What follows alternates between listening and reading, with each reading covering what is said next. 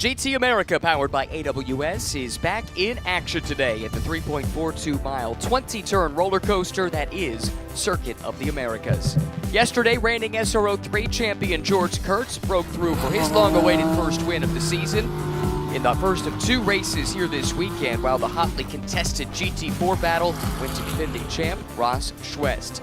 Today, the field of 21 GT3 and GT4 cars are geared up and ready to race as the championship nears its midway point. Hello, welcome to Austin, Texas. My name is Ryan Marine. Calvin Fish is alongside. Amanda Busick is our eyes and ears down on the pit lane as we get set for the second of 2 races here this weekend. And Calvin, we did have some rain overnight. In fact, a little bit here this morning. There was a GR Cup qualifying session that immediately preceded this race, but not quite sure what track conditions await these 25 cars as they get set to roll out. Yeah, it's going to be certainly very different, but it was a wet qualifying session yesterday morning for these drivers, so they may have a little bit of an idea what this track is going to handle like, but certainly it'll be very sketchy, particularly on those massive curbs that we have here with a lot of paint, so they've got to be on their toes this morning. Great to see the fans filtering in. There is a look at the curbs, certainly a talking point as ever here at this racetrack, and down on the grid, surrounded by race cars and race drivers that are rearing to go. Amanda Busick, I suspect you're rearing to go as well. Oh, it's been a conundrum this morning for these teams in our moisture-laden conditions down here on pit lane. There's still some heaviness to the air and some conditions that could be in the area, but the choices that these teams have had to make. I was over at the pre-grid earlier, and you could see who showed up on wet tires, who showed up on the slicks, and then there was some insecurities from teams of what they showed up on. So when we got to the grid here, pretty much every car in the GT3 category is now on slicks. There was a bulletin put out that you could change tires within the 5 minutes of race time. There could be some penalties coming to some of the cars here that didn't exactly reach that time. We'll see how that shuffles out as we get out to these formation laps. In the GT4 category, your front row, they are on slicks, but Rob Holland and your race winner, Ross Schwest, from yesterday, they stayed on those wet tires. So it's all the decisions here this morning of how this is going to unfold. And there were some teams that had talked to some of those GR Cup drivers prior, and the word from them was that the track seemed to dry out as that qualifying session went, but you never know when this GT3 machinery and these GT4 cars start hitting those curbs. Interesting stuff. Thanks, Amanda. Certainly a conundrum for these teams. Remember, these are 40-minute sprint races, single driver, no pit stop, at least no planned pit stop as we look into the cockpit for George Kurtz, race winner yesterday, looking to repeat the feat, and he'll start on pole here today. But a difficult situation, Calvin, for these teams trying to make this choice right before the start of the race. Yeah, I'm looking at the radar, and obviously that's a little unpredictable, but it looks like we're in a little bit of a gap with the rain that's around the area, so they may be okay. So I think, if anything, I would be gambling towards the slick tires that the majority of this GT3 field has gone with. The problem is, if you're on those wet weather tires, if there's any dampness, yes, they're going to perform well there, but with the tread blocks, it moves around the overheat really quickly, and you got no lap time to deal with at that point, and you're just trying to survive.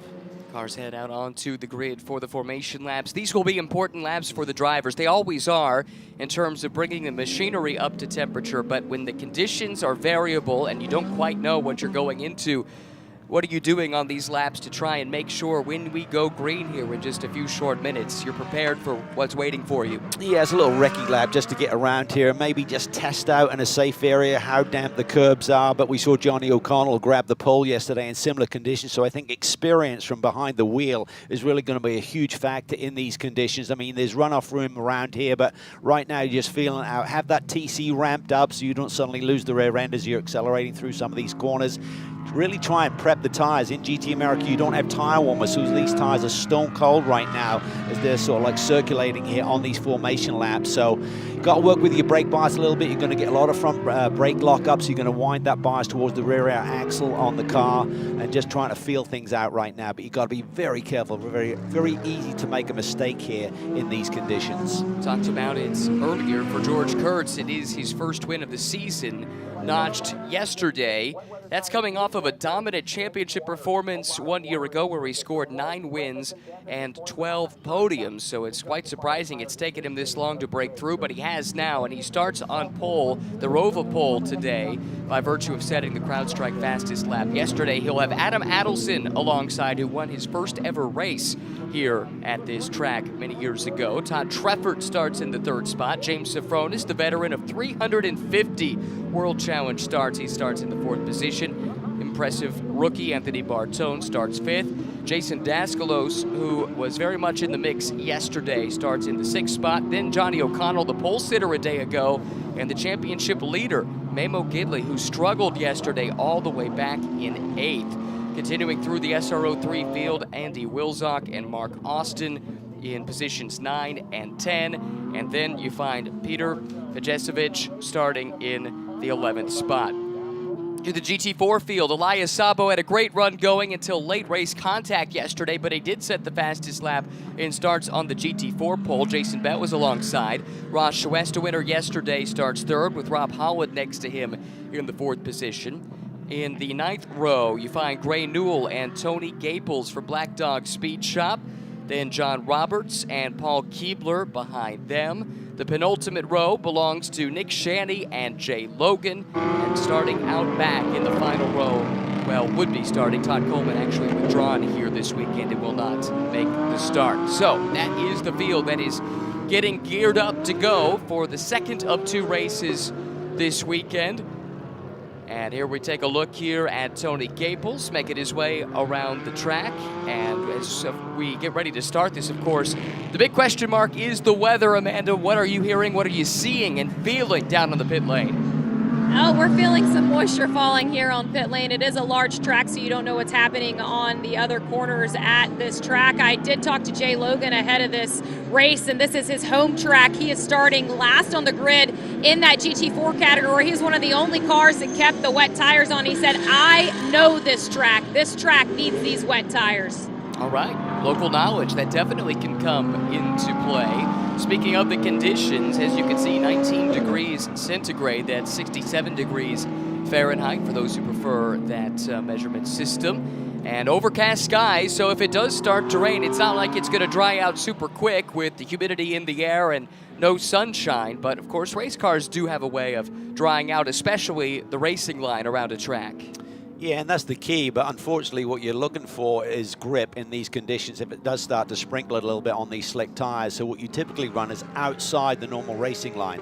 The racing line is extremely smooth. That's where the rubber is, it's where the oil from the race cars is, so it's typically very slick in those type of conditions. And you run kind of the cushion.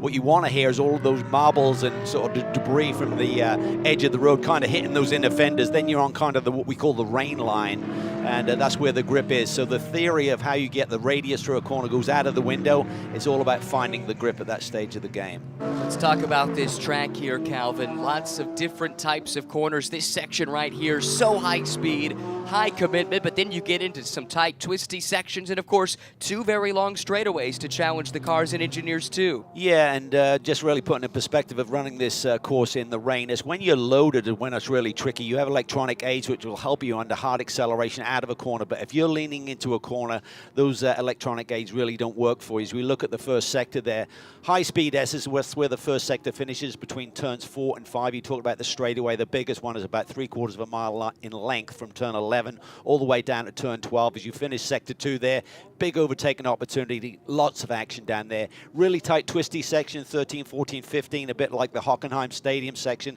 over in Germany. And then a couple of very fast corners to finish that sector there. That carousel, 17, 18, that's a tremendous corner to get your teeth into. And that portion was modeled after turn 8 at Istanbul Park as well. So many different sections of iconic racetracks around the world went into inspiring the design here at Circuit of the Americas. Tavo Helmond and World Motorcycle Champion Kevin Schwann's involved in the design of this track with some assistance from Herman Tilke as well. This is a look here at the pole sitter from yesterday, Johnny O'Connell. And we were talking about that carousel section. That is what we're looking at right here, Calvin. Long duration, lots of load on the tires. If we're on wet tires here and it's dry, this is where you're going to chew through those tires quickly. Yeah, really quickly. And right now it's definitely slicks. But if the rain comes in quickly, then you're suddenly on the wrong side of that equation in terms of what is the right choice. Lights are out on the Toyota GR Supra safety car, official vehicle of SRO America. Two distinct starts for the two different classes. SRO 3, a mixture of modern and previous vintage, shall we say. GT3 machines and GT4, the two classes here today, each in their own race. Frequently, though, they do overlap. That's part of the fun of sports car racing. And through the final turn now, the pole sitter, George Kurtz, has the field in hand, approaching the VP acceleration zone. They pass the finish line, the start line. It's just a few hundred meters down the road, and they wait for George to start to accelerate away. Two columns in line. There's the green flag. We are racing at Circuit of the Americas. George Kurtz gets the jump there. Adelson in the green Porsche looking to the outside. It's three wide, though, for third, fourth, and fifth. Yeah, everyone tiptoeing through here. Looks like it's nice and clean so far. I don't see any argy-bargy, no contact. Great job, everyone. Safron is forced out wide, able to rejoin. Sabo, the pole sitter, in the orange GT4. Aston Martin looking strong there on the inside. Schwest is able to follow him through, the winner yesterday, running in the second spot. Here comes Rob Holland, though, challenging up the inside of Jason Bell. That's the fight for third. Gray Newell sweeps around the outside. Now he's on the attack, looking to the inside of Bell. Yeah, Bell's got to be careful there. You get touched in these conditions, there's no grip to work with. Up front, Adelson putting the pressure on Kurtz. What a battle right behind. That's James Safronis off a podium run yesterday. Daskalo's up on the wheel early as you would expect. That's the veteran savvy of James Safronis on display. Here's the youth and vigor of Adam Adelson on display. There's the experience of James Safronis, tucked to the inside, going for second on George Kurtz. Adelson to the lead. It's a drag race for second. Kurtz in the Mercedes to the right of the screen. It's Safronis in the Audi to the left, with Daskalos right there. He dares Slipstream as well, running in fourth. Everyone's settling in there, racing hard and trying to feel out these conditions. Safronis takes it in a little bit deeper. Can he keep that front end together? Yes, he does. Nice job by James. James Safronis was as far back as fourth on this lap. Now he's taking the lead. Adelson trying to get it back, and here comes Kurtz on the counterattack. Gets out on that painted curb, though, and that's very wet still. Yeah, and he loses that spot there, so Daskalos is now up to P3. Adelson and Safronis still side by side. Now it's Adelson off and back on again. He's going to keep P2. I think Daskalos on the charge. Can he run around the high side here and grab it? Yes, he does. Beautiful job from Daskalos. 6 on the grid, up to P2 on the opening lap. Remarkable racing here on the opening lap of this 40-minute race. James Safronis has driven to the front in his GMG Racing Audi. It's Daskalos up to second. Adelson, though, still running strong in the third and final podium spot. The racetrack is really delivering pretty good grip right now in these conditions, so obviously slicks was the way to go. But again, it's going to be an eye to the sky. There is some weather that's threatening. Looking at the radar, it could hit before the checkered flag here this morning. It doesn't necessarily look like the grip levels are consistent all the way around the track. Everyone is still exploring at this stage. Where is the grip going to be? Look at Gray Newell. What a start he's had. Up to P2 there, chasing our leader in GT4, which is Elias Sabo. And that bright orange machine coming at you. We've seen that out of Gray a few times this year. Maybe not the qualifying pace, but he does race well. He tends to be there at the end, and very aggressive here on the start today to climb up to second spot and already putting the pressure on the pole sitter Elias Sabo. Yeah, when you get in these conditions, if you start to lean on the car, you get a bit more energy, a bit more tire temperature, and that can really take you to another level. Drive-through penalty issued to car 27. That's Jason Daskalos. Did he jump the start? He may have come out of his column early. He had a great start. He was pushing up into P4, I think, by the time he got to turn 1. So a bit too much aggression in terms of launching off the start, it seems. Well, race control wants to see 2 straight lines. That did start to look like a V at times, and that's not what race control wants to see before the green flag comes out. It's a 3-horse race here at the front of the GT4 field, and it's a trio of Astons: Sabo, Newell, Bell, Hammer and Tong. Yeah, and Ross West, the championship leader, sits in P4 at a distance, though, right now. Ross was there to pick up the pieces yesterday, come through to get the win when Jason Bell had a miscue late in the race, had a massive lead, just a bit of a lockup into turn 1, and it all went away. Bell did recover to finish second. Now he's taking a peek up the inside of Newell. He wants that runner-up spot again here today. Yeah, and he's judged that beautifully, just really kept it together, didn't rush down the inside, just felt the situation out. He'll want to make amends for what he said was a mental error late in the game yesterday. Gidley in trouble again. Had to hit pit lane yesterday. Here we see our championship leader. Had a massive lead coming into this round of the championship, or this weekend, and scored 0 points with 11th place finish yesterday. In the first 6 races of the season, Gidley had scored 4 wins, 6 podiums, but it all went wrong yesterday. No points, like you mentioned. It looks like an issue here. Is it a drive-through, or is he coming to the pits? Well, I wonder if he started on wets and he's determined he's got to get those off. That's a possibility. We see the 27 car serving the drive-through penalty for an improper start procedure. Gidley, we're not sure, had technical issues yesterday, but not the weekend he was looking for. It's going to turn this championship upside down.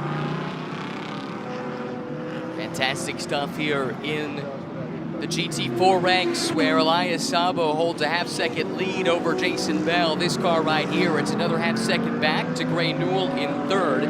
And this triumvirate has separated itself from the next car in class. That's Tony Gaples, who's up to the 4th spot. This does not look like any rush here, Calvin. No. Maybe the technical issues they encountered yesterday have bitten them again. We see us 2 flying lizard. Aston Martin's running up front. Jason's just got to be patient here. He seems like he's got really good rhythm, maybe a bit more pace right now at this stage of the race. Ray Newell just sitting back there watching those 2 teammates up in front of him go at it for the lead.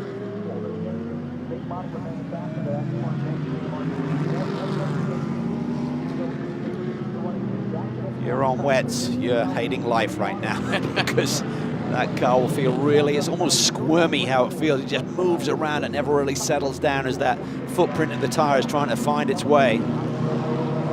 How stressful are those moments on the grid when you know the weather can change at any time, but you've made your choice and you're stuck with it? It is. It's a roll of the dice, and it depends what your grid position is too, and your championship position as well. So many factors to play with there, but right now, it seems like the boys and girls who still selected slicks made the right decision. Up front, Sofronis has just taken off here a little bit. 2.5 second gap over Adam Allison. Bartone, a nice run here up to P3 around George Kurtz. That's who we're looking at right there in front. Bartone, the number 427. Bartone Brothers Racing with Real Time Racing Team. Crown strike by Riley Motorsports, the team for George Kurtz, the pole sitter who has slipped back here in the early going. Had a dominant run yesterday, but he's got some work here to do today. Another Mercedes team that appears to have hit trouble, TKO Motorsports, and Amanda has more. It looked like they were making some adjustments on that left rear tire. I did ask if it was sort of an issue that they were battling with yesterday. The team's been kind of mum on what's been going on with that operation. Yesterday there was a left front issue on the wheel. Memo had to take in a whole new wheel assembly. They did hit pit lane earlier in the race yesterday and here today as well. You go into this, Brian, I know you were talking yesterday, we only award points to the 10th position. How troubling of a weekend could this be for Memo Gidley? Oh, it's big time, particularly for George Kurtz. He grabbed the big points yesterday, Amanda, with the win. Really cut heavily into that massive lead that Memo had established. And right now, Kurtz is back in P4. Sofrona's not doing the full championship. Adelson's a bit back in the points, but it's not going to be good for that TKO Motorsports Group coming into this weekend, as now we see that battle continuing between Kurtz and Bartone for P3. Well, Kurtz will know this is his chance to get back in the championship fight. He made that pass there to get up to third, and now he sets sail in chase of Adelson. Kurtz came into this weekend fourth in points, 64 tallies back, made up a ton of ground yesterday with that win, 25 points to win. And again, no points to Gidley yesterday. So that brings the reigning champ back into the fight. He was almost going to need a weekend like this for Gidley to get back into the conversation, George Kurtz, after his disastrous weekend at St. Pete. Yeah, and for Daskalos, who's second in points, I mean, he didn't need that drive-through. I know he's one of those guys, you're always going to look for him to be aggressive in terms of his maneuvers, but he did not need that penalty. He's deep in the pack as well today. Sits in P9 right now. Who's lurking back there? Johnny O'Connell closing in. Johnny got hit yesterday. Little contact with Daskalos. Race control deemed there was nothing more to do with it. Now this is a change. This is Holland, though. I think, has Holland been in the pits, or maybe he's switched over to slicks? I it. think that's why he's just trying to stay on the lead lap, I would think. I think Amanda said that he'd started on wets, correct? So yeah, he probably said these aren't working right now, got to get them off, and with that pit stop almost goes a lap down. So that means the top three in GT4 have a fast GT4 car that's effectively one lap down right ahead of them. Tough spot for Holland to be in. He's trying to stay on that lead lap in case he can catch a caution, so you know he's going to fight. That could definitely have an impact on the leaders' race. Yeah, for sure, because his Porsche's been pretty quick here this weekend, but probably doesn't have the ultimate pace of the Aston Martins, but he's got a ton of experience, and he's going to be working hard to try and get those Pirellis up to temperature as well. Adding insult to injury for the TKO Motorsports team. Pit lane procedures under review. We saw that car in the pit lane. That could be just a little extra hurdle to have to clear. Yeah, I'm not sure what that could be. If the car goes up on the jacks you work on it, you got to put those blocks underneath. It could be something as simple as that, but it's so easy to get out of your routine. I mean, that's a very experienced crew there, but when you're having a bad weekend, sometimes you forget about some of the details. So Holland into Porsche, effectively one lap down. The race leader in GT4 is Sabo. The race leader in SRO 3 is James Safronis, but that might be about to change because here comes Adam Adelson. Late on the brakes to the inside, Safronis slams the door. Yeah, throws the block a little bit, still gave Adam the inside lane, so I think the Suez will be looking at it, but he didn't go all the way, so he still gave him that inside lane. Adam wisely chose not to go there. It'd be very dirty and a lot of grip. Now he pushes to the inside. Got to be careful here. He's in the pit lane exit. Kind of forced there a little bit. James swings around the outside. It's all going to be about power down. James should have the advantage there. Track comes back to the Audi driver here through turn number 2. Adelson falls back in line. That move he made into one, reminiscent of a move his co-driver made in Fanatec GT yesterday. Elliott Skier, late race restart. It was aggressive, but it put that car in front, and they ended up winning that race overall as a Pro-Am lineup. Yeah, and the other thing what you can do, I mean, we talk about the choice between wets and slicks, right, in terms of the decision-making. Also, some of these teams may have gone to work and softened off their cars, thinking it was going to be a wet condition, even if they started the race on slicks. Makes the car more compliant, but as this racetrack has not gotten any worse in terms of any precipitation, maybe that's backing Safronis up right now. Maybe he dialed on the shocks a little bit, try to soften it off, and maybe Adam Adelson's, as we continue in dry conditions, is coming to him a little bit here. Safronis, who this weekend is making his 350th appearance in this series. For Adelson, he's still only a few years into his racing journey. Two drivers on opposite ends of the experience spectrum, but Adelson's been a quick study, and here he comes again, late on the brakes. Oh, he's in deep. He's not going to hold the front end there, I don't think. Whoa, big slide there as he got off on the wet paint. That allows Safronis back through, and it brings George Kurtz into the mix as well. Yeah, Safronis kind of baited him in there. I mean, he was taking it in deep on the brakes, and Adam said, I'm just going to charge in here, and he just couldn't keep it together. The ABS kicks in, and what that does is take away some of the braking force on the car and just wash out wide. You can't hold the radius, the tighter radius through the apex. Safronis was warned for blocking, by the way, from race control. He will not look kindly upon another move like the one he showed on the last lap. You can't react, you've got to be proactive. If you realize you're coming off a corner a little bit slower, you can choose a different line. There's nothing against that, but you can't be reacting to the car behind already making a move. And I think that was certainly the case between turns 19 and 20 on that previous lap. That slide from Adelson gives Sofronis a little bit of a buffer. Here comes Kurtz as they all move up the inside of the GT4 car driven by Nick Shanny, Karis Cowis Racing Team with TripAdvisor on that car. And he's really coming to grips with that Subaru. Got the Evo kit on that, so Nick Shanny's feeling a lot more comfortable this year. They were leading the AM Class Championship in GT4 America. I'm not sure after yesterday's disaster where they sit right now, but nonetheless, it's been an impressive season so far for that group. Top three and SRO 3 running right there together. Sofronis, Adelson, Kurtz as we close in on the halfway mark just 6 minutes from now. Really allowed George back into the battle here. Was duking it out with Anthony Bartone for a little bit, but he's escaped his clutches right now and focused forward. Don't count him out for a sweep in the weekend here. He's got an opportunity. Big time experience up front though with James Sofronis leading this race and in challenging conditions. We said at the front end of this race, experience will count a lot from behind the wheel. A career that dates back to 1994 for James Sofronis. Not just a driver, but owner of the GMG team and loves introducing new enthusiasts to the sport, making race car drivers. That's what he frequently talks about. He does it right. First class operation, attention to detail, car's on. Whole pit setup always looks spectacular. His customers first, but when he has an opportunity to get back behind the wheel, James Sofronis always delivers. This is the perfect championship for him at his stage of his career. And right now, he is coming under a lot of pressure. It's Adam Adelson moving in. Adelson, though, left the outside open. George Kurtz decides, yep, I'll take that path. They're still side by side, heading into the braking zone for turn 20. Kurtz not close enough, though, to hang out on the outside and hold up alongside of Adelson. Yeah, good respect there by Adelson. He got a little bit wide going through 18 and didn't force the issue down into 19, just slowed it all down, allowed the two drivers to coexist. If he'd fired it in there, there could have been contact between he and George. Nip and tuck between this top three. Anthony Bartone is lurking back there as well. That's that Mercedes at the back of the shot. And Johnny O'Connell not too far behind either, running in fifth. Traffic to deal with here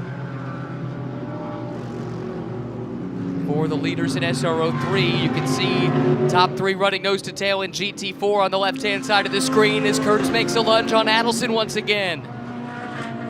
It's a tasty little battle, and it's allowed Bartone to suddenly catch back up here with that little bit of traffic down through the S's. What a great opportunity for the youngster Anthony Bartone to really learn in these tricky conditions. He hasn't put a foot wrong yet, and he's right in the thick of these battle here, still a podium potential. Sofronis has done a remarkable job playing defense here for the bulk of this race. He still has to hold on for another 23 minutes. Yeah, a long ways to go. You're going to get that overlap with the GT4 traffic if we stay green as well. That can always throw a curveball at you. And this is about to be a five-car train. Here comes Bartone, here comes O'Connell. They're all in the same camera shot now. Yeah, Johnny's feeling of that Ferrari, and again, just the conditions. No one's got the ultimate pace. The track is not in ideal conditions just yet, so it's all a question of feel and experience.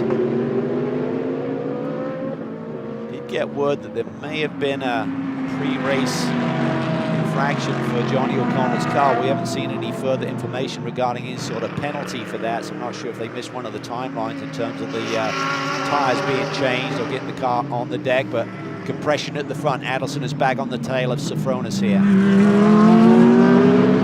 Adam Adelson told me just this morning, again, this is the first place he ever won a race. It was in a single-make Porsche Cayman series several years ago. He said he started growing out a mustache that weekend, and that's why he still has one today. He won the race. I guess we're going to keep it. It's a good luck charm. I love it. He's a character. Yes, He's he a big is. personality. It's wonderful to see. Put him behind the wheel of these GT3 cars. He has just hit a home run in terms of feeling good. His good friend is IndyCar driver Callum Ilott, interestingly enough. And Callum had a big day yesterday, qualifying for the Indianapolis 500 after a trying week. How did they connect? I asked him the same question. He said, we met in Monaco. And I said, As like you do. Yeah. Exactly. Problems here for the Lone Star Racing team. Great to have them here. Mark Austin On the wets. in the pits, and yeah, that does explain it. That pace was never there for that car, and now we know why. Those tires will turn to treacle if you continue to run them in these dry conditions.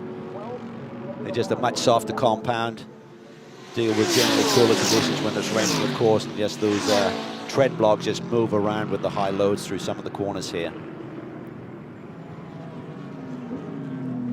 Seems like Sofronis has really settled into a nice rhythm. He Yeah. knows where he's strong, he knows where he's vulnerable, and has not given Adelson a chance to make any kind of attacking move here as of late. And yeah, there you go. There's your treacle Pirelli. And any wet weather tire is going to do that. Yes. When you try to run them in dry conditions. They're not designed to do that, of course. And the fact it held up for 20 minutes Yeah. actually speaks volumes. As opposed to one solid contact patch, you got about 300 mini ones trying to stay together. To my eye, Kurtz looks like the aggressor in this trio now. Yeah, I think his car is the most solid, and we've seen that this weekend, and he kind of put on a dominant display yesterday. I thought at one point about 5 minutes ago, maybe Sofronis' car, in terms of how they'd set it up, was not ideal for these now pretty much dry conditions, but he's settled in. He's maybe dialed the car in a little bit with some subtle adjustments inside the cockpit here. Would like to know what happened to George on that first lap. He started on pole, and yesterday he absolutely crushed this field, winning by 16.5 seconds. His CrowdStrike fastest lap of the race yesterday was over a second clear of what anyone else did. Under 20 minutes to go, so just past the halfway mark. Let's check in down pit side with Amanda. We see James Sofronis leading this race. It was yesterday, Ryan, as you were talking about, it was his 350th race, and we did honor him in the Fanatec GT race. He got to wave the green flag to all the competitors, and he was in that flag stand with his family that are sitting here by the big screen on the front stretch, watching this race unfold. And on this front stretch, you'll see some of the cars turn on that windshield wiper as they come down. The rain is kind of picking up here. I don't necessarily think it'll be impactful, but just a little add on Memo Gidley, who is currently still our points leader. He did just serve his drive-through penalty, and it was for running over an airline on pit lane. Thanks, Amanda. And he is in 10th, so he is in a position to at least score a single point here this weekend, but that is not what they had in mind as the points leaders coming in to these two races here at COTA. While Amanda was giving that update, Adelson suddenly went on the offensive again. But again, Sofronis has the answers. Yeah, he's just so poised, and he realized when he comes under attack, his car is pretty strong in the brake zone, so Adam's really got to push it a little bit offline, and I think if he gets another opportunity like we saw down in turn 12 a few laps ago, he's got to be a little bit more subtle with it, just try and lean on James a little bit as he's going through apex rather than just bulling down the inside. Let's take a look. Apparently some contact here as Daskalos is trying to make his way back up through the field. Very aggressive as ever. Jason Daskalos gets to the flank of Pejacevic. Little contact there. Yeah, that's all good. Pejacevic in that MRS GT racing car here this weekend. Alex Vogel had done the previous races this season. Really good Here we Porsche go, operation. for the lead, up in turn 1, Adelson side by side. Sofronis trying to hang tough. Oh, this is good stuff. Where's the grip level, though? Look at Can they Kurtz, do he side by sends it. side? Ah, George Kurtz does, but did he cut the corner? Yeah. It's going to be tight. I think he Here might be comes give it back. Bartone. Oh, and Kurtz cuts to the inside of Sofronis now. 2 by 2, 2 rows deep. Oh! Contact between Sofronis and Kurtz goes around. Wow, and now Bartone's to the lead. I think he's got around to Adelson. Anthony Bartone may have taken the lead here in this race. Sofronis may be stuck in the gravel. That would bring out a safety car. Oh, there's going to be a lot to sort through with that, but for the moment, let's focus in on this. Bartone showing the way, the GMG crew showing their frustration, and both Kurtz and Sofronis appear to be stuck. Wow. And O'Connell's not out of this. He sits there No. in P3 in that Ski Autosport Ferrari. That was a wild ride there. I think George was going to have to give that initial position back that he grabbed there for P2. Oh, here we go again. It's Adelson coming back on Bartone. Can he cross him over here? Looks like Bartone got through that corner pretty well. Adelson now on the outside here, entering the stadium section. Wheel to wheel. Nice job by Anthony Bartone managing that situation. Didn't force it, kept it clean, just really neat and tidy. But it's allowed O'Connell to close ever closer to the lead duo. Okay, Kurtz was able to continue on. Not sure if that car is wounded, but that has cost him at least 3 positions and certainly a chance for the win, and the safety car is out. With 16 minutes to go, the field will be neutralized. And it all started with contact between Kurtz and Sofronis through the S's. Yeah, they just got on totally different trajectories there, and need to have a look at the replay to see if the onus is on anyone's shoulders there or whether it's just a racing incident. George was definitely up on the wheel. I think he would probably having to give that position back that he gained on Adelson. He did kind of shortcut the corner there at the beginning of the S's, and then a little bit deep into the S's where he and James had contact. This throws a life preserver out to Rob Holland. This is why he was fighting so hard to stay on the lead lap in GT4. This is the reason we're under the safety car, by the way.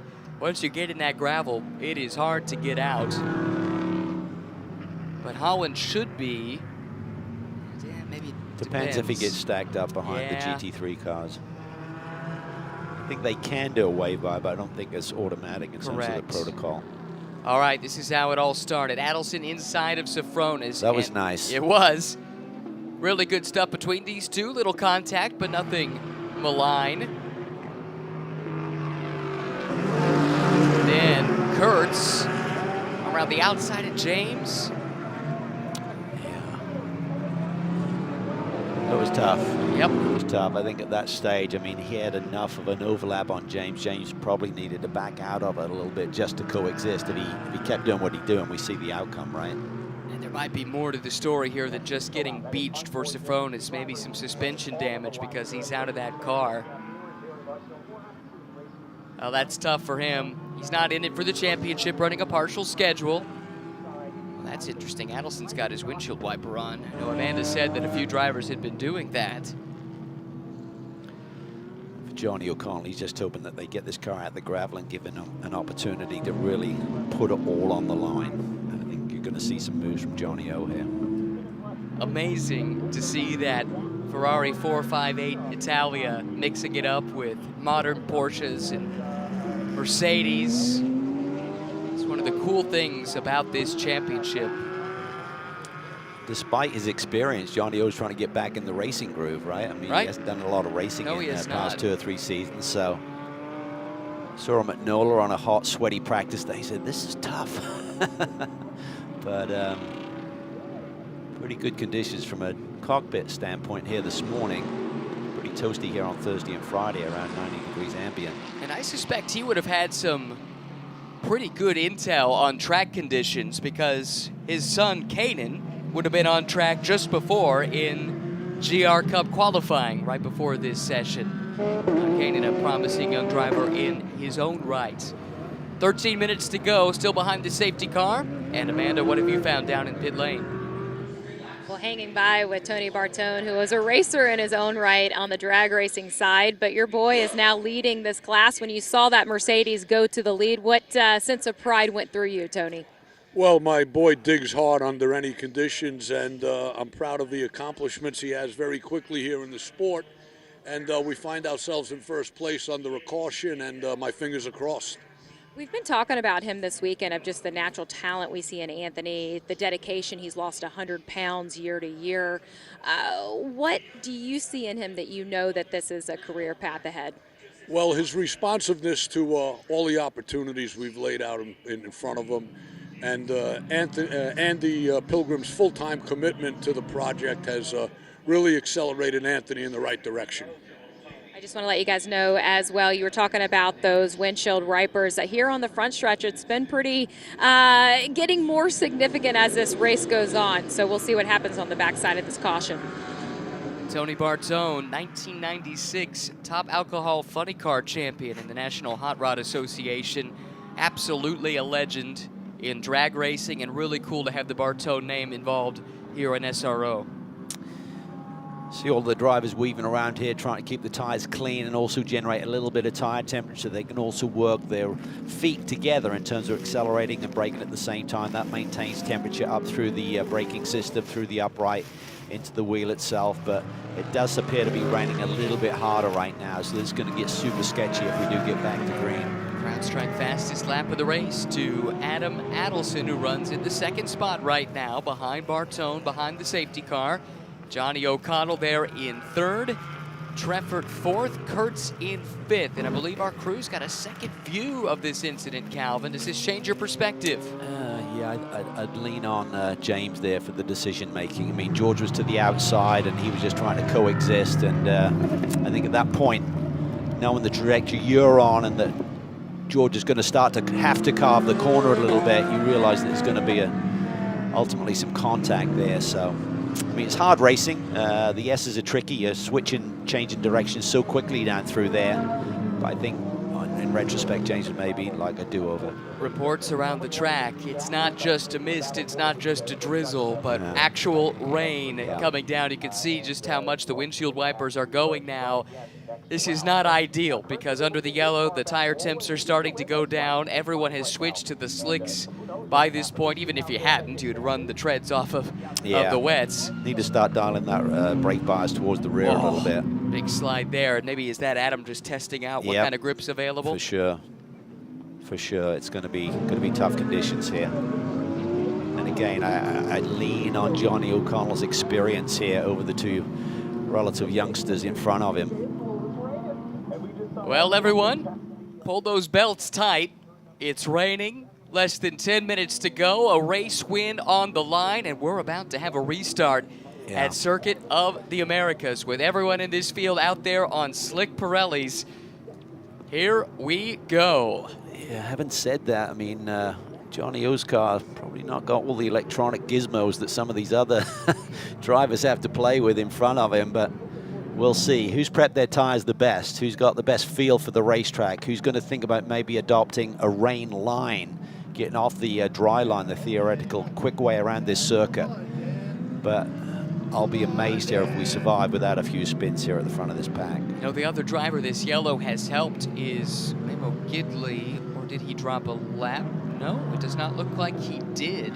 So maybe that gives him a chance. Another veteran who's been in mixed conditions like this, a chance to pick up a couple more positions. That would be wild. Yeah. Recovery that would be. All right.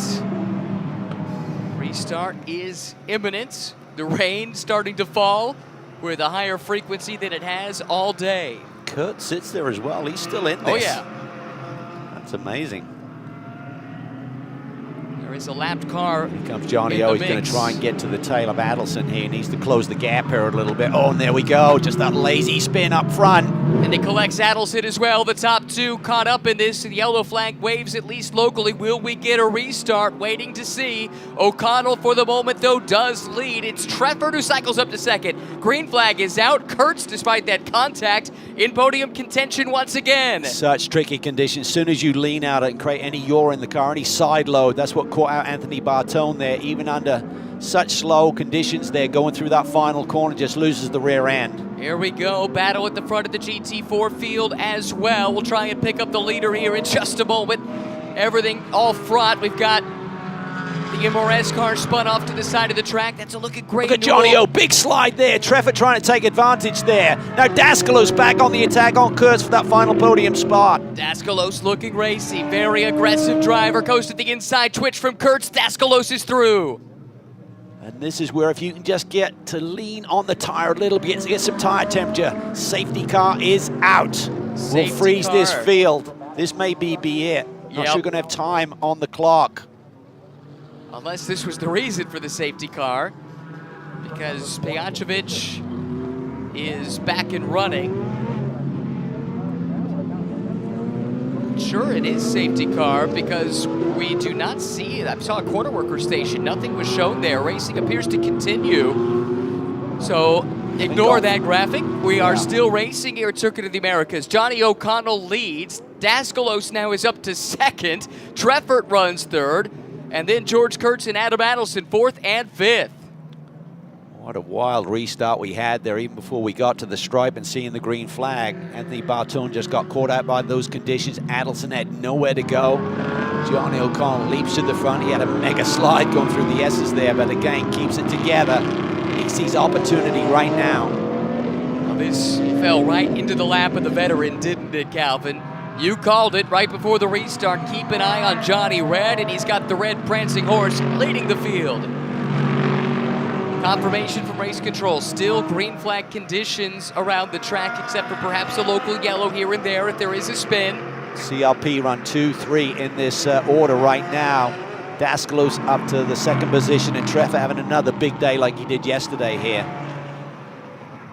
Good battle here in GT4. Schwest is now in the mix. That's tight there. Bell looks to the inside. Gaples was in the mix there too, side by side. This is, I believe, for second, third, fourth, and fifth. Bell, Newell, here comes Gaples up the inside of Schwest. That Camaro is coming alive. Tony is loving these conditions. Does he have enough time left on the board to get to the front of this field? Bell throws a massive block that forces Newell then to the outside. It's Bell to the right of the screen, Newell to the left. A pair of Astons in a drag race down to the braking zone of turn one, but how much grip is there?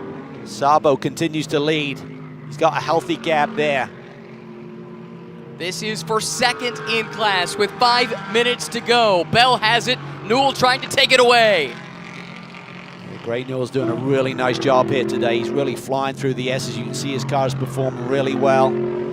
Everyone's stacked up here with traffic. This is not helping our leader, Elias Sabo, who's just trying to patiently pick his way through this traffic. Sabo is the orange car. That is the leader in class. The cars ahead of him are a lap down, and he needs to find a way through and quickly because here comes the rest of the GT4 field. Sabo looking to the inside of Shanny, can't get by, and that brings Bell, Newell, and Gaples into the mix. Gaples is right there. Does that Camaro have the edge in these conditions? Did they roll the dice on their setup this morning as well? You're looking at another veteran of the sport in Tony Gaples in that Black Dog Speed Shop Camaro. Sabo able to clear Shanny, or is he? Nick comes back to the inside. Meanwhile, the battle is on for second once again. Bell fades down to the left. Newell sweeps back to the right. A little bit brighter out there as well. These conditions may stabilize and not worsen right now.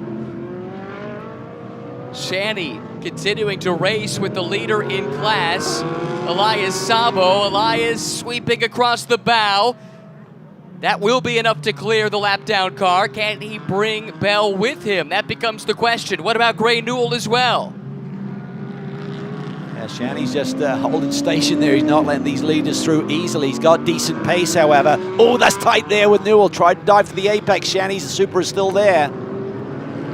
Newell definitely got caught out there. Big opposite lock moment as he got up on that wet paint. Not much grip to be found on the wet painted areas around this circuit. Look at Gaples running that high line through there. I think he's picking his way around this racetrack nicely, finding the grip. Oh, big spin and a heavy impact. That's Keebler into the Armco, and that very likely will bring an end to the race.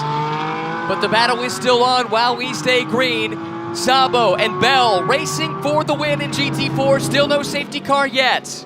Yeah, race for the line right now, maybe for the win. There it is. Safety car is out. The field is frozen.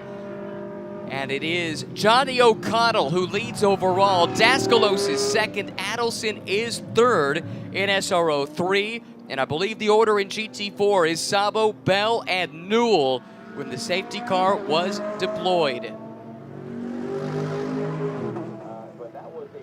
That was some frantic stuff. Yeah, it's as good as a strong cup of coffee to wake up in the morning. No kidding. Tell you what, GT America, powered by AWS, has put on some remarkable races in its short history, and this one will go down as one of the best. There's Rosella talking with Phil Creighton about what the procedure is. There are a few cars that are being looked at for pre-race protocol and procedures, so hopefully none of these results that we're believing are for the win are going to change. Well, car 56, that's the leader. 10-second post-race penalty for pre-race procedure. Well, that's not great because that could drop him well down the order. There's going to be a stack up here before we get the checkered flag. That's really unfortunate. So another car is the 14 that got the same penalty. That's Safronis, so that really is not going to make a difference. He's out of the race. But what that we believe would do then is promote Daskalos to the top spot. As you can see the graphic there from race control, 10-second post-race penalty for the race leader. And he can't do anything to extend that margin. And yeah, finishing this race behind the safety car is worst case scenario when you have one of these post-race time penalties. Okay, so what he needs to do here, he needs to back way off from that safety car, create a big gap, and then do a quali lap to the checkered flag. How's that sound? Can you do that? I don't think you're allowed to, but why not? Well, you're going to be penalized fight anyway. it afterwards, right? And they're not running the full season. There might be a case to be made. All right, here in the final minute, this will be the final lap of the race, and it happens here behind the safety car. We've got all kinds of post-race penalties we have to sift through. Amanda, can you help us? Yeah, you can just add to it, just being that you can know that there's just a dejected team for COTA Autosports. They learned about the 10-second penalty within the last couple minutes as that safety car was enacted. They did say that they're going to contest the penalty, but just some frustrating body language out of COTA Autosports right now. Yeah, understandably, Johnny drove a great race to go from third to the lead on that restart in the mixed conditions, showed all of that experience pays dividends. Might not get the end result, though. Yeah, and I think it's an unusual set of circumstances, right, because of the weather, and they changed the procedure before the start, as Amanda alluded to.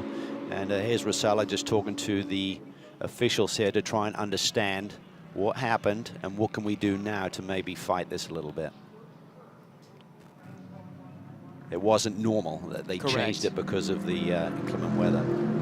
Well, we talked about it off the top. The weather was going to be the story in this race, and that's been true since even before the green flag came out to now with the checkered flag imminent. This safety car brought out due to a big incident for the TR3 Racing Aston of Paul Keebler.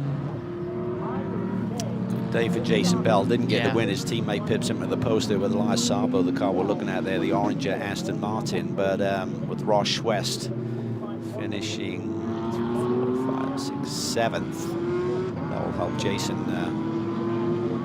raise that lead that he had after yesterday's victory. Remember yesterday, Elias looked like he was in position to have a great finish. Contact on the final lap took him out of a position to score good points. Good bounce back for him today to pick up his second win of the season. Brings him very much into the mix for the championship in the GT4 class. We believe this is the presumptive race winner here. When the penalties are applied, it should go the way of Jason Daskalos. And in some ways, these conditions are perfect for him too, right? We know he's going to be aggressive. He's going to put it out on the edge. And he's perfectly comfortable living there. Yeah, and to think he had to serve a drive-through penalty on the way to victory lane is remarkable. That's just the day that we've had here with the changing conditions and the topsy-turvy nature of that. And that then would promote Adelson up to second, and he was caught out on that restart when the leader Bartone had his spin. Yeah, it's just tough. I mean, as soon as you start to load the car and it starts to slide, you got nothing helping you at that point. I feel sorry for Anthony. He'll be gutted and disappointed, but all part of the learning process. That's right. Well, we'll come around one more time behind the safety car. The checkered flag awaits. Johnny O'Connell will be the first to see it, but when the 10-second post-race penalty is factored in, he is going to drop well down the order, and that again was for a pre-race procedural infraction. The checkered flag waves. O'Connell crosses the line first, but Jason Daskalos, after the penalty, picks up his second win of 2023 for CRP Racing, overcoming a drive-through penalty to pick up a victory in a 40-minute sprint race. Shout out to Andy Wilczak as well. P4, that's awesome. And in the GT4 class, Class honors to Elias Sabo in that bright orange Flying Lizard Aston. What about Holland? He got back up there to 5th. That's an amazing run. That's true. Started on the wrong tires. Yeah. Kept fighting all day. Finished just barely on the same lap. Well, maybe not, but regardless, decent day, all things considered, for Rob. The rest of the podium in GT4, Jason Bell and Gray Newell. Tony Gaples in 4th had a great drive. He really did. I thought for a moment there he was taking it all the way to the front, so he'll be stoked. And we understand that Tony set the CrowdStrike fastest lap of the race in the GT4 class. He was on a move early and often in this race. Experience too, right? We talked about Johnny O's ability to manage right. these conditions. Tony did an awesome job. Had a couple years away from this championship. Great to have him back. That Black Dog team, staples for so many years. CrowdStrike fastest lap of the race overall belongs to Adam Adelson, who comes home in 2nd today. Had a very good chance to win this race, but good result. And more importantly, perhaps, his focus on these races is using it for seat time in preparation for the Fanatec GT race later on today. And he got a lot of experience in new conditions that now if a wrench gets thrown into the plans in Fanatec GT, he's seen these things and will be better prepared down the road. Tough day for the crews with these variable conditions, making the right decision. And not all of the teams are set up the same way in terms of the amount of personnel they have to get some of those last-minute changes done. So there's going to be some consternation. There's going to be big smiles with the CRP group. Oh, yeah. Obviously, with Daskalos claiming the victory. And that's big for him. He's very much in this championship picture as well. Certainly. Won the season opener. He's finished on the podium now 5 times this year. It's been a tremendous season for Jason. He was there fighting for the title last year. Ultimately, didn't have very many results in the last handful of races, and it ended up being a wider margin than it was much of the year to George Kurtz. But he was about the only one that could bring the fight to George consistently 1 year ago, and that was in that older spec Audi. Now he's in this new Mercedes, and he has proven to be a force to be reckoned with. Again, Elias Sabo, your GT4 winner provisionally here in Austin, Texas. Let's look at our provisional race results. Race 2 of the weekend, Daskalos, Adelson, Kurtz. Let's see how far did O'Connell drop. Yeah, a long way. That is going to be a tough one to swallow for Johnny, who had a great restart to take the lead late in this race with that 10-second penalty behind the safety car, compounding that penalty. And same for Bartone. Had a wonderful race going, was leading on that into that final restart. Yeah. And ultimately caught out by the conditions. Yeah, just leaned on it a little bit too early. I'm sure he's anxious to try and start to wind up a little bit and get a launch at the start there. He just needed to really park it there, control the situation off the last corner, and then just use maybe his dad's technique of launching a drag race up to turn 1. And then down the order, you see James Sofronis led a lot of laps in this race. It looked like it might be his day, might be his weekend to cap off that historic 350th start, but contact with George Kurtz put him out of the race, down in 21st. Yeah, and they did make a call on James. He did get a post-race penalty. That doesn't mean much because he was parked anyway for incident responsibility on that incident that took out George from the lead of the race. Here is Jason Daskalos driving the vintage 423 Mercedes. Nick Short and company will celebrate this one. CRP Racing moved down to Sarasota, Florida to be based around Jason. And boy, what a season they're putting together here at this stage.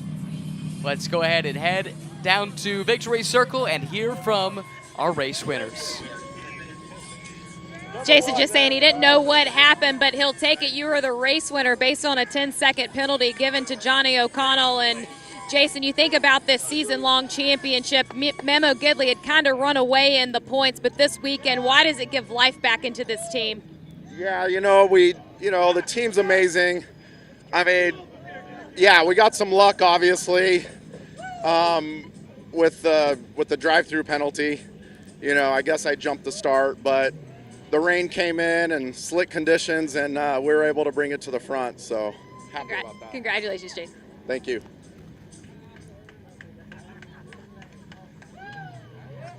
You can see what it means there to Just wait for him to get his Jason helmet off. Daskalos. Big celebration, second win of the season. Helmet is off for Elias Sabo. I think that means we can hear from him with Amanda. I was like, why are you moving me up? Oh, Elias, you always have the crowd here to cheer for you. I just want to talk about these conditions on a driver as it changes through the race, how that brings out talents and stresses what you can do skill-wise. Yeah, you know, when it's dry here, it's when I'm most comfortable, like most of the drivers. And then when you get these conditions, you just don't know. You have to go off the normal line. It dried up through the race, which gave us a lot of pace, and then it really started coming down near the end. We were just slipping around. It's super challenging when the conditions change like that, and we're out on slick tires. Another win for Elias Sabo this season. Thank you, Amanda. Big smile on his face. Super passionate about his racing. On the other end of the spectrum, though, Johnny O'Connell, well, He'll take it in his stride. Yeah. he's laughing it off as best as he can. It's a great little team there, Ski Auto Sports. It stands for Spending the Kids' Inheritance. They're having as much fun as they can.